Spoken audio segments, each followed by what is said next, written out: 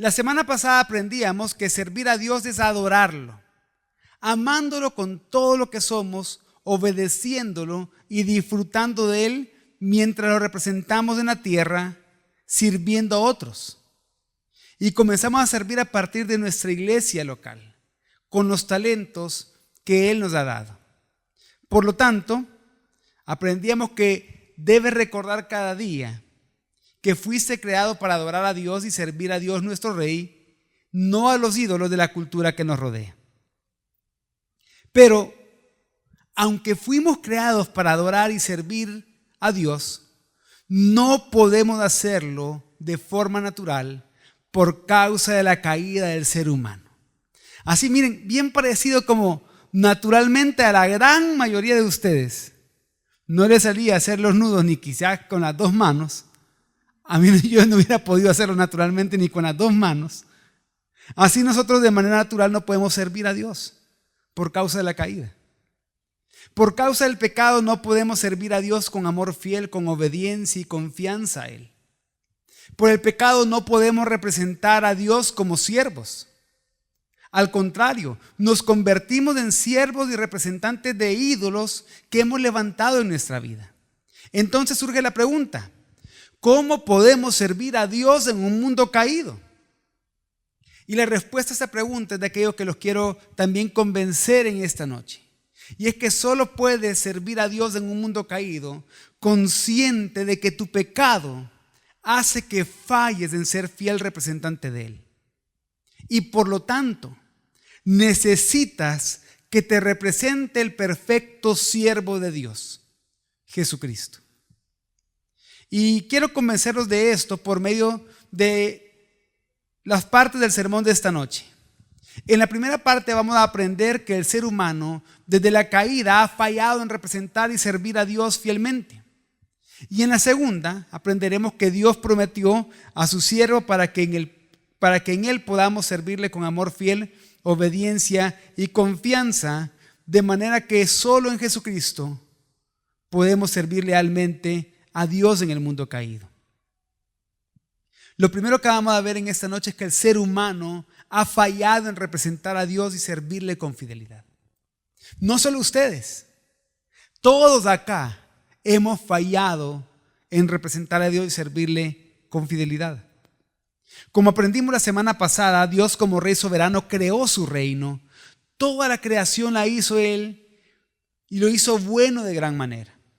Y dentro de esa buena creación, en el sexto día hizo a los seres humanos para que tengan una relación especial con Él. Una relación de fidelidad, lealtad, amor, confianza y obediencia. Dios gobernaría sobre ellos y ellos lo adorarían y servirían, representando a Dios como reyes, como vicerregentes de Dios en la creación. Pero una gran tentación se presentó ante Adán y Eva y ellos cayeron en la tentación. Dice Génesis 3, 4 y 5, que la serpiente les dijo: ciertamente no morirán. Pues Dios sabe que el día que de él coman se les abrirán los ojos y ustedes serán como Dios, conociendo el bien y el mal. Y ellos cayeron en esa tentación. Ellos cedieron a esas palabras de la serpiente. Y de esta forma Adán y Eva dejaron de obedecer y creer la palabra de Dios. Cambiaron la verdad por la mentira y dejaron de adorar a Dios para adorarse a ellos mismos. Y el resultado de esto fue el juicio de Dios. Adán fue exiliado, echado del jardín del Edén, del lugar donde él podía disfrutar de la presencia de Dios. Y a partir de allí los seres humanos, todos los seres humanos, siguen haciendo lo malo delante de Dios, desafiando su voluntad, haciéndose arrogantes. Todo lo que la gente pensaba a partir de ahí o imaginaba era siempre y totalmente malo. Entonces, Dios en respuesta a eso trae un nuevo juicio contra la humanidad, contra la creación. Y por eso decide hacer juicio con el diluvio.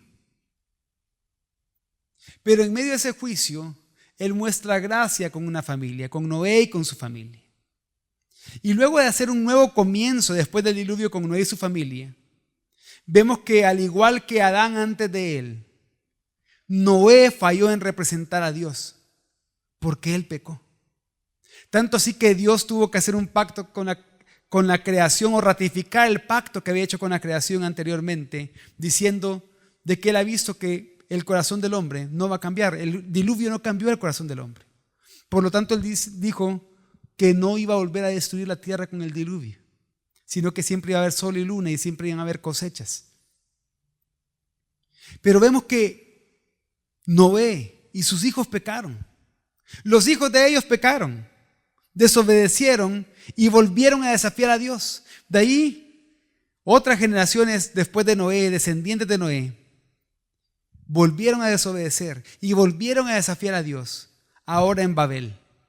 Y Dios dispuso un nuevo juicio, los dispersó. Confundió sus lenguas y los dispersó por toda la tierra. Pero luego Dios hace un nuevo comienzo con Abraham.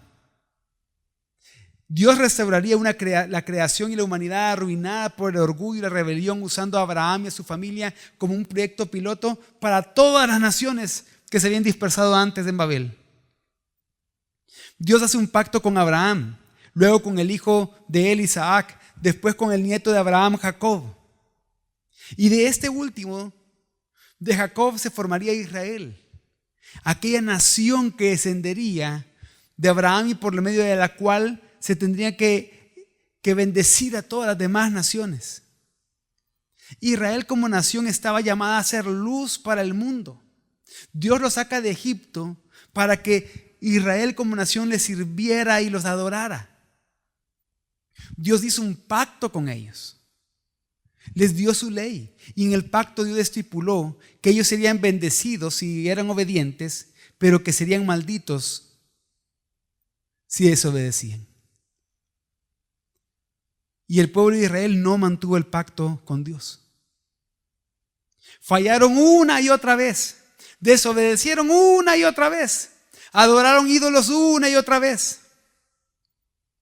Iban de mal en peor. Entonces, Dios levanta un rey para que represente al pueblo. Y Dios hace un pacto con el rey que él levantó en Israel, con David. Y el pacto es que un descendiente de David, ese rey davídico, haría por la nación lo que la nación no ha podido ni puede hacer. Entonces, aun si la nación no ha andado por el camino correcto, el rey hará por la nación lo que la nación no ha hecho, lo que ellos no han podido hacer. El rey representaba al pueblo. Podríamos decir que el rey es Israel, porque el rey lo representaba a todos, representaba a la nación. Pero eso también salió mal. De hecho, de los 19 reyes davídicos que encontramos en la Biblia, los 19 reyes de Judá, solo 5 fueron buenos y entre comillas. Todo fracasó. En el tiempo que estos reyes estaban gobernando y que habían unos malos, muy malos, y otros no tan malos, Dios envió profetas para que el pueblo y los reyes volvieran a Dios para adorarle y servirle. Pero ni los reyes ni el pueblo lo hicieron. Entonces ellos se enfrentaron con un gran juicio, con el exilio babilónico. Fueron llevados a Babilonia. Y con esto, con esta historia de Israel, con esto que hemos podido resumir prácticamente en unas 300 palabras o un poco más del Antiguo Testamento, podemos ver que por el pecado toda la humanidad ha fallado en adorar a Dios y representarlo, sirviéndole con lealtad, fidelidad, amor, confianza y obediencia. De manera que, como dice Romanos 1, 21 al 25, el ser humano en su estado caído conoce a Dios, pero no quiere adorarlo como a Dios ni darle gracias, como vemos en Romanos 1, 21. Y así hay muchos jóvenes cristianos que afirman conocer a Dios, que han asistido a la iglesia por años, algunos desde muy pequeños, pero que no viven para adorar a Dios, que no son agradecidos con Él. Y por lo tanto, aunque puedan formar parte quizás de algún ministerio, servir en alguna iglesia, no le sirven con lealtad, no le sirven a Dios con fidelidad y tampoco con obediencia. Pero también en Romanos 1, 21 al 25, vemos que el ser humano caído inventa ideas necias sobre Dios y como resultado su mente está en oscuridad y confusión. Muchos jóvenes, con tal de no servir a Dios, inventan diferentes cosas acerca de Dios con las que quieren hacer un Dios con minúscula a su conveniencia. Por ejemplo, un Dios que no es santo, un Dios que no es justo, un Dios que solo es paciente y generoso, pero que no va a castigar el pecado. Un Dios que debe bendecirlos y apoyarlos. Un Dios que no se debe de meter en sus vidas a menos que lo necesiten para solucionar un problema. Y como resultado no sirven a Dios, sino que piensan que tienen un Dios, con minúsculo como les dije antes, que les sirve a ellos. Pero también en Romanos 1:22 vemos que el ser humano caído afirma ser sabio, pero se convierte en necio. Aunque presuman de su inteligencia y conocimiento, realmente son necios e ignorantes porque no sirven y adoran al único Dios verdadero. Aunque puedan gozar de distintas cosas que el mundo da, aunque puedan gozar de la fama, del reconocimiento y todo lo que podrían ganar con eso y con el dinero que tienen, afirman ser sabios, pero se convierten en necios. Hace poco estaba viendo que según una misma página que los fans le dedican a esta persona, al youtuber más famoso del país, sus propios fans dicen que él se declara a sí mismo agnóstico. No sé qué tanto será cierto esto, pero que él se declara a sí mismo agnóstico. Sin conocimiento de Dios. O sea, para él lo más fácil es, puede ser que haya un Dios, puede ser que no haya un Dios. Yo voy a seguir viviendo mi vida.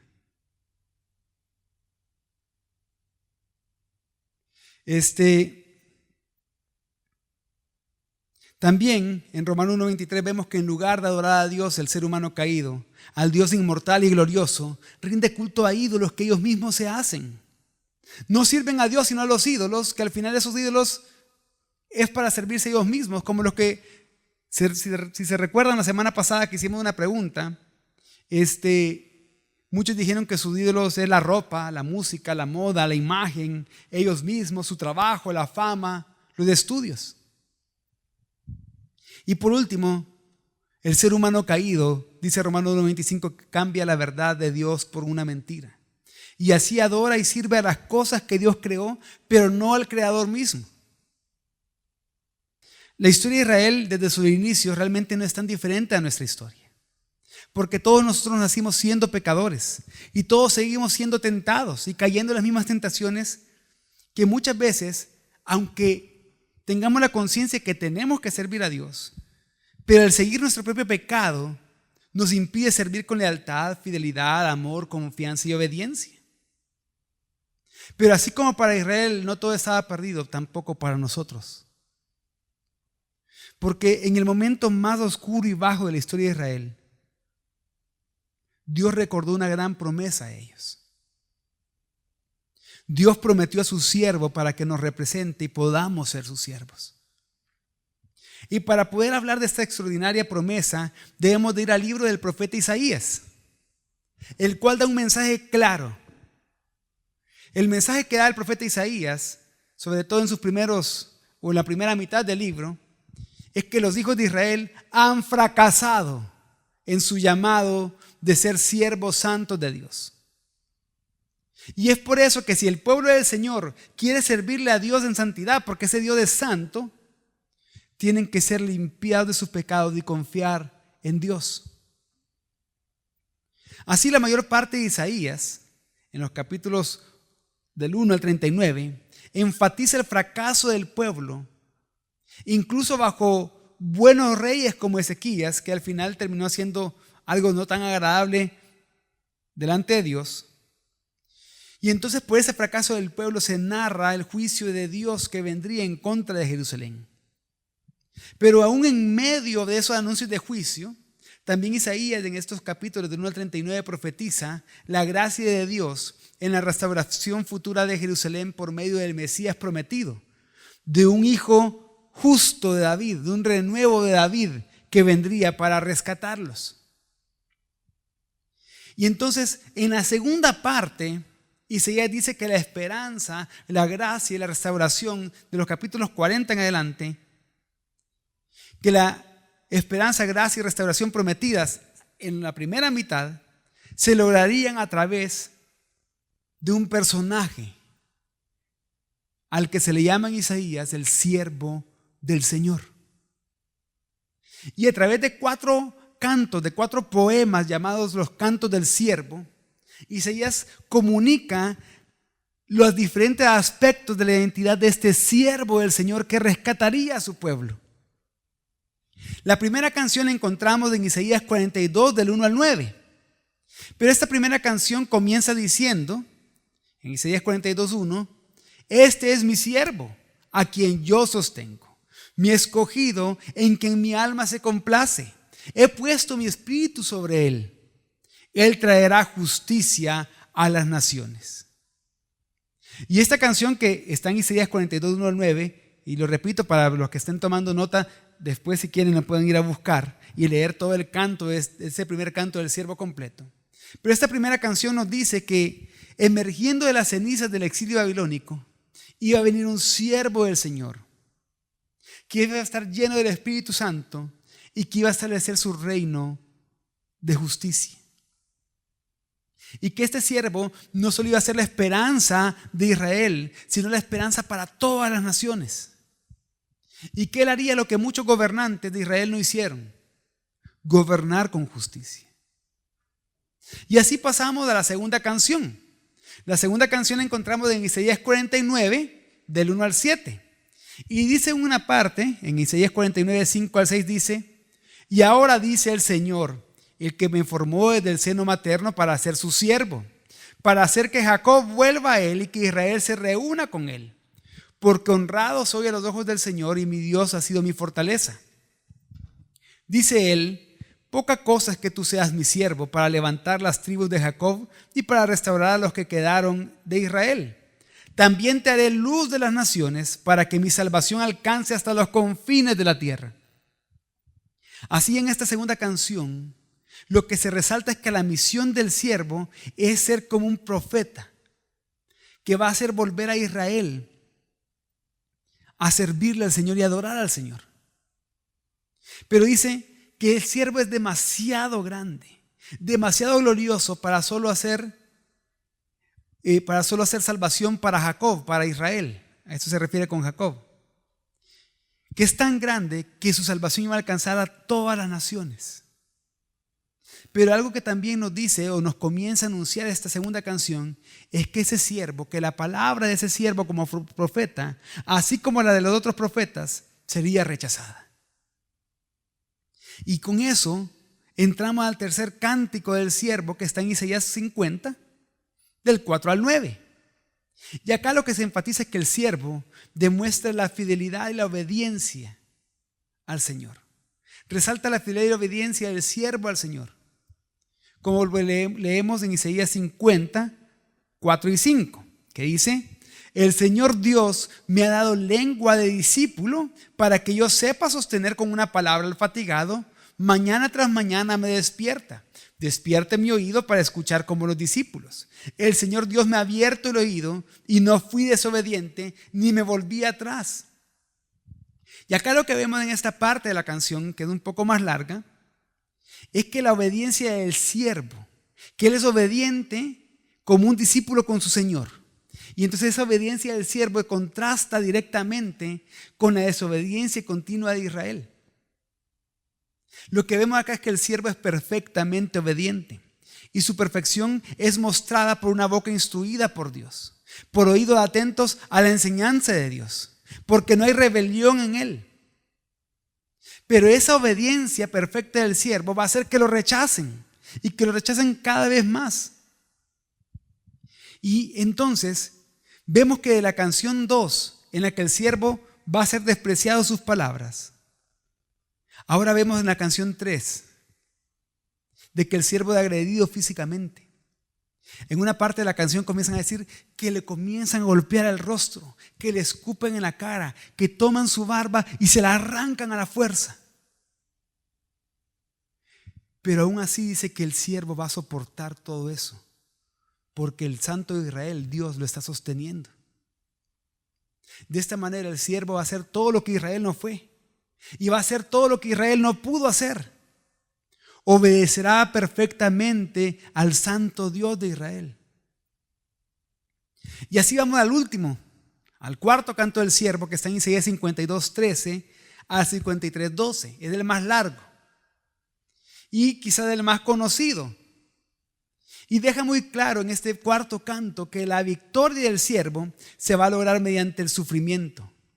No solo a pesar del sufrimiento, sino que por medio del sufrimiento. El siervo será estropeado, golpeado, herido por cosas que él nunca hizo. Por el pecado de su pueblo, por las transgresiones de su pueblo. Y es que es bien interesante que en los capítulos 51 y 52 vemos que Dios consuela a su pueblo. Dios trae esperanza, gozo, alegría y acción de gracias. Dios promete en el capítulo 51 que la salvación que Él traerá durará para siempre, para que Sión, el pueblo de Dios, vuelva a ser hermoso y fuerte.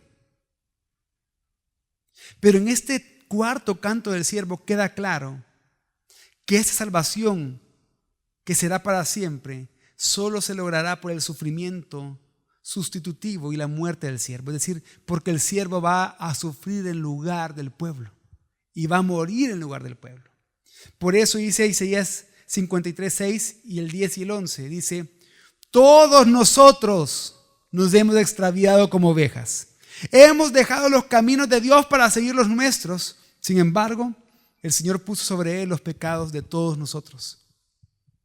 Formaba parte del buen plan del Señor aplastarlo y causarle dolor. Sin embargo, cuando su vida sea entregada en ofrenda por el pecado, tendrá muchos descendientes. Disfrutará de una larga vida y en sus manos del buen plan del Señor prosperará. Cuando vea todo lo que se logró mediante su angustia, quedará satisfecho, y a causa de lo que sufrió, mi siervo justo hará posible que muchos sean contados entre los justos, porque Él cargará con todos los pecados de ellos. La humanidad había fallado. El pueblo de Israel había fallado. Los reyes de Israel habían fallado. Y aquí estamos nosotros hoy, que delante de Dios, en nuestros propios medios y por nuestras propias capacidades, también hemos fallado.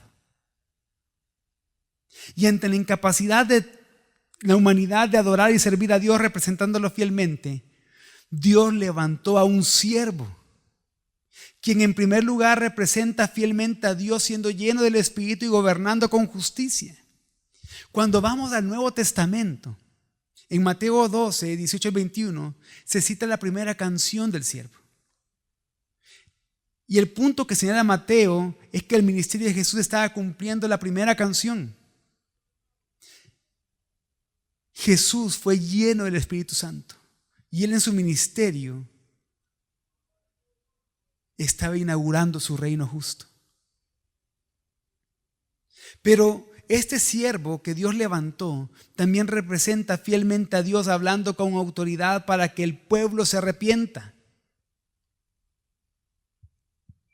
La canción 2 lo que hace es anunciar el ministerio profético de Jesús. Todos los evangelios presentan a Jesús hablando la palabra de Dios a su pueblo para que en Él y por Él se vuelvan a Dios y sean salvos de sus pecados. De hecho, también el escritor de Hebreos comienza la epístola de Hebreos diciendo que Dios ha hablado muchas veces y de muchas formas a su pueblo por medio de los profetas. Pero que ya no habla por los profetas, sino que ahora habla por el Hijo, el creador del universo, el que sustenta todas las cosas, el heredero de todas las cosas, por medio de quien hemos sido salvados. Pero también este siervo de Dios levantado por Dios representa fielmente a Dios siendo perfectamente obediente a pesar del rechazo. Y solo basta leer los evangelios o irnos a las últimas partes de los evangelios, de los últimos capítulos de los evangelios, para ver el tema de la obediencia de la tercera canción, que se ejemplifica en cómo Jesús soportó humillaciones, insultos, golpes, tortura y hasta la propia muerte en la cruz. O como dice el apóstol Pablo en Filipenses 2, que va a ser el pasaje que vamos a estudiar la siguiente semana, que fue obediente hasta la muerte y muerte de cruz. Y el siervo que Dios levantó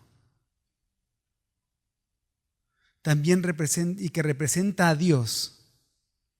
Vemos que Él también representa al pueblo pecador e incapaz, tomando su lugar, siendo sustituto y enfrentando la muerte para la salvación de su pueblo. Y entonces tenemos un siervo perfecto que representa perfectamente a Dios, pero un siervo perfecto que representa perfectamente a los seres humanos delante de Dios, que toma su lugar. Y así esta cuarta canción de Isaías se cita varias veces en el Nuevo Testamento, por ejemplo en Hechos capítulo 8, 26 al 40, en 1 de Pedro 2, 22 al 25. Y habla claramente del logro de Jesús por medio de su muerte y resurrección. Para que nosotros que éramos injustos, pecadores y culpables y que merecíamos el juicio de Dios, fuéramos contados entre los justos por aquello que el siervo hizo. Debemos de recordar que solo en Cristo podemos servir lealmente a Dios en este mundo caído. ¿Qué implica entonces esto para ti hoy? ¿Cómo debes servir a partir de hoy en este mundo roto y caído por el pecado?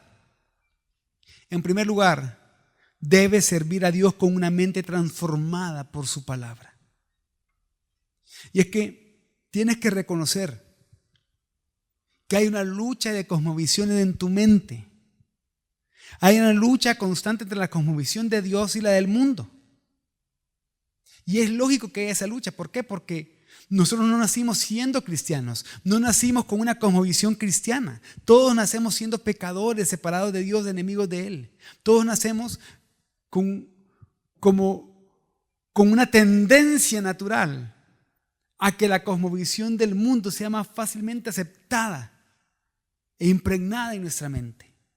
Y hasta mucho tiempo después, aunque hemos podido ser criados en la palabra de Dios, estudiar en un colegio cristiano, asistir a la iglesia desde pequeños, pero es hasta el nuevo nacimiento que toda esa información que está en nuestra cabeza comienza a tener sentido, pero siempre ese choque de cosmovisiones.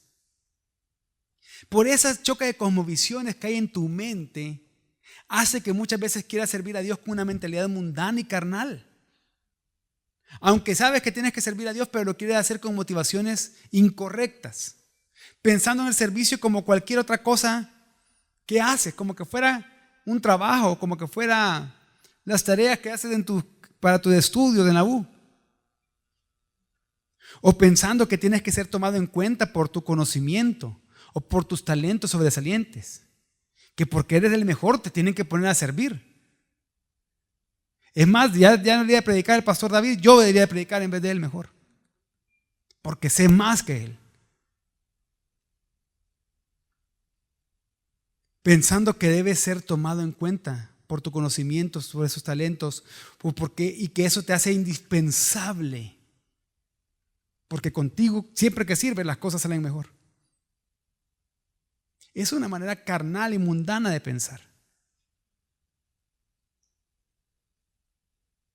No se trata de ti. Miren, por ejemplo, en muchas iglesias y ministerios pasa esto, de que a veces se pone mejor a los profesionales, a aquellos que sí tienen todas las aptitudes, talentos necesarios, conocimiento necesario para hacer distintas cosas en las iglesias. Y no importa si se disipulan, no importa si se congregan, no, porque es que él ya lo hace naturalmente así, o él ha sido preparado para eso, pongámosle a él, lo va a hacer mejor que el otro. Y en muchas iglesias pasa eso. Cuando no importa tanto eso, sino que importa más el carácter. el carácter de Cristo. En el reino de Dios servimos desde la humildad y desde la obediencia, como vamos a seguir aprendiendo la próxima semana. Pero el segundo que implica todo esto para ti, joven, es que debes servir reconociendo, confesando y pidiendo a Dios perdón por tu pecado. Solo así podrás servir lealmente a Dios en adoración y agradecimiento. Si de verdad quieres servir a Dios, primero debes acercarte y rendirte al trono de su gracia. Si tú piensas que tienes todas las aptitudes, cualidades, talentos, dones necesarios para servir al Señor, lo primero que tienes que hacer es saber que eso por sí solo no sirve para nada. No sirve para nada. Tienes que humillarte primero delante de Dios. Reconocer que eres pecador y que constantemente fallas en representarlo y servirle. Debes agradecer a Dios por el perdón y la salvación que te ha dado en Cristo Jesús. Debes reconocer y saber que no hay nada en ti con lo que puedas impresionar a Dios. No, es que yo soy el que mejor predica. Eso no impresiona a Dios. ¿O acaso va a decir que tú puedes predicar mejor que Jesús? La palabra encarnada. Yo soy el que mejor canta. Eso no impresiona a Dios. Cuando hay cientos de millones de ángeles adorándolo en cada momento. Yo soy el que mejor hace esto. O sea, tú le estás diciendo que tú eres el que mejor hace algo al que creó todas las cosas. Es que cuando yo estoy, salen bien las cosas. O sea, tú le estás diciendo que cuando tú estás, salen bien las cosas al sustentador del universo, que es el sustentador de su iglesia. No hay nada en ti con lo que pueda impresionar a Dios. Por lo tanto, lo único con lo que te puede acercar a Dios en humillación delante de Él y en arrepentimiento es tu pecado. Entregarle tu pecado a Él. Y entonces a partir de eso adorarlo por todo lo que Él te dio en Cristo Jesús. Por lo que te dio por medio de su siervo perfecto. Por el representante perfecto de Él, que es tu representante perfecto delante de Dios. Y es por eso que le puedes servir a Dios. Por eso, estudia la palabra. Para que tenga una cosmovisión bíblica con la que pueda hacer frente a todas esas ideas contrarias a la palabra de Dios. Estudia la palabra también para que puedas entender por medio de la palabra la gracia de Dios. Ora continuamente, discipúlate, camina con otros siervos imperfectos como tú, pero que quieren adorar al siervo perfecto que nos salvó.